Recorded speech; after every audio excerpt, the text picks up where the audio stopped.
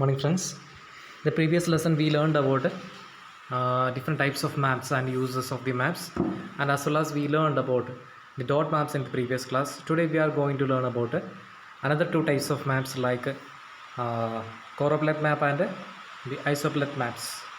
And what is the method? What is the use? The maps are shown in this figure that we can learn about. पिछले जब हमारा पीछे last class में हमने dot maps के बारे में लर्न किया है और अलग अलग टाइप्स ऑफ मैप्स के बारे में भी हमने लर्न किया है and today we are going to learn about choropleth and this isopleth maps. In these maps, the data regarding various geographical variables is shown shades or tints of various colors.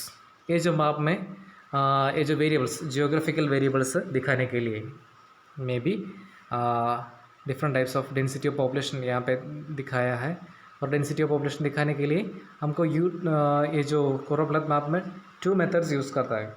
Two methods, the shades of white and black and white की एक shade, ऐसे shades भी वो use करता है और एक single colour की tint means variables of the colours. यहाँ पे आपको दिख सकता है source of choropleth map.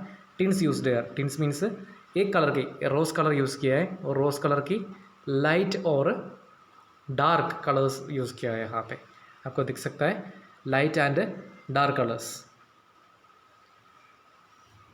Same colour की light and dark colour. Rose light rose भी यूज़ किया है और हार्ड रोज भी यूज़ किया है according to the density of population. जो जगह पे डेंसिटी ऑफ पॉपुलेशन ज़्यादा है वहाँ पे डार्क कलर यूज़ किया है और जो जगह पे डेंसिटी ऑफ पॉपुलेशन बहुत कम होता है वहाँ पे ये जो लाइट कलर यूज़ किया है. That is simply this tint colour of the choropleth map. और यहाँ पे भी आपको दिख सकता है ब्लैक एंड वाइट कलर की ये जो स्क्वायर्स, यहाँ पे आपको बहुत ज़्यादा स्क्वायर्स दिख सकता है. ये स्क्वायर्स की थिकनेस, जो जगह पे डेंसिटी ज़्यादा है, डेंसिटी पॉपुलेशन ज़्यादा है वहाँ पे हमने क्या यूज़ किया है, ये जो स्क्वायर की साइज़ बहुत छोटी होती है, बहुत छोटी होती है वहाँ पे. और जो जगह पे पॉपुलेशन बहुत कम है वहाँ पे जो साइज़ बहुत बड़ा किया है. That squares are very big here. In this way also you can use isopleth maps. While making such maps, data used different variables is obtained through various processes such as measurement, surveying. In this method, only one value is given to one sub-administrative unit in a region. मैंने तो पहले बताया, I already described about it.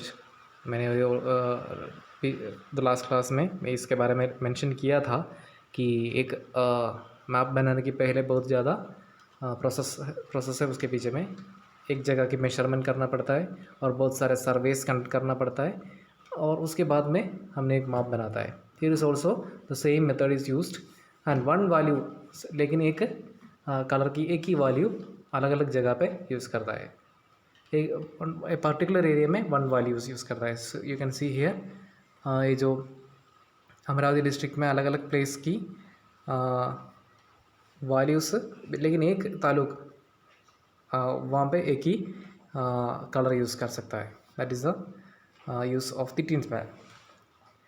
Then the smallest and the largest values are given the data. छोटी और बड़ी values यहाँ पे दिया हुआ है. Each classes is assigned tint of the same colour. उसके बारे में 5 और 7 क्लासेस आर मेड. अलग अलग 5 to 7 शेड्स हम यहाँ पे बनाता है. यहाँ पे 1 2 3 4 5 शेड्स बनाया हुआ है अकॉर्डिंग टू दी डेंसिटी. जो जगह पे ज़्यादा है वहाँ पे डार्क, जो जगह पे कम है वहाँ पे light colour according to the density. And that's all about choropleth map. सिर्फ इतना याद में रखना है, ब्लैक एंड वाइट की शेड्स भी यूज़ करता है और कलर्स की tint means light and dark colour. इतना है choropleth मैप में की मैथ में यूज़ करता है. This two things are used in the choropleth maps.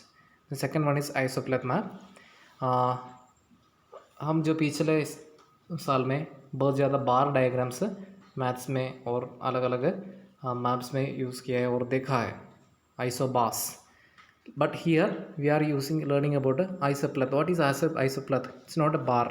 एक बार डायग्राम नहीं है, यूज्ड फॉर सम लाइन्स। यहाँ पे आपको बहुत ज़्यादा लाइन्स दिख सकता है माप के अंदर, और उसके पास में बहुत ज़्यादा नंबर्स भी दिया हुआ है। इट्स रिगार्डिंग अबाउट रेनफॉल, एक साल की एनुअल रेनफॉल मीन्स एक साल की रेनफॉल क्या है, कैसे होते हैं। जो जगह पे ज़्यादा रेनफॉल है वहाँ पे वो लाइन की लाइन के सामने वो जगह की मेजरमेंट भी दिया हुआ है। 1300 सेंटीमीटर रेनफॉल है, मिलीमीटर रेनफॉल है यहाँ पे 800 मिलीमीटर रेनफॉल है, smallest value. So one line is representing one measurement, एक लाइन की मेजरमेंट एक ही होती है, वो जो जगह के इन बिटवीन में 1300 होती है, using lines, simply using lines. In these maps, the distribution was shown the help of the lines showing equal values. एक लाइन एक की वैल्यू यहाँ पे मेजर कर रहा है। See here this line is beginning from here and ending here, and it's showing only one value, that is 1300. Every lines are showing only one value. Simply that's it is. Then when the distribution of variables is continuous, the isoplat method is then used to show distribution.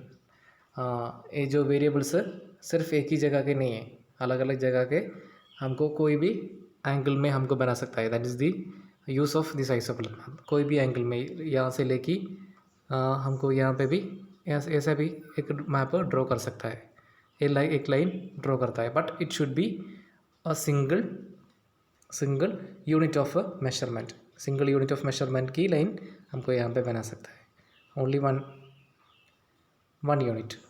Then for these maps we need to obtain the accurate data regarding the altitude, temperature, rainfall etc. of some places in our region. लेकिन उसके पहले भी हमको data, हमने जो पिछले जो पहले की जो मैप में हमने लर्न किया है वैसे इस मैप के भी मैप बनाने के भी पहले हमको वो जो जगह की कुछ डाटा कलेक्ट करना पड़ता है, like altitude, height, altitude means height, then temperature, rainfall, ये सब के बारे में हमको इसे बाप मैप्स, आइसोप्लेट मैप्स बना सकता है। It is assumed that difference between altitude or rainfall of two places changes at a uniform rate. तो ये आइसोप्लेट मैप यूज़ करने की एक ही रीज़न है, that is it is used in different between altitude and rainfall. Altitude, height और rainfall के बारे में एक रिलेशन है। So the sub administrative units are not taken into consideration here. So उसकी दूसरा कोई भी यूनिट्स यहाँ पे हमने देखता ही नहीं। Statistical data belongs to the respective places, such data is known as point related data. So ये जो isopleth maps are correlated, which means height के अनुसार यहाँ पर रेनफॉल की और टेम्परेचर का भी वेरिएशंस होता है। So therefore it is correlated statistical data. एक डाटा दूसरे डाटा के बारे में एक रिलेशन है। For example height, rainfall, temperature, these things are various according to the height. Height के अनुसार टेम्परेचर और रेनफॉल में भी चेंजेस होती है। Values of variables are written in one map at the respective location if the data for more places is available. Mapping of the distribution can be done more accurately. अगर data एक place की data available है तो mapping process भी बहुत easy होती है और बहुत एक्यूरेट भी होती है। So that's all about isopleth map and choropleth map. Here is the work is given there, you have to do it as a homework.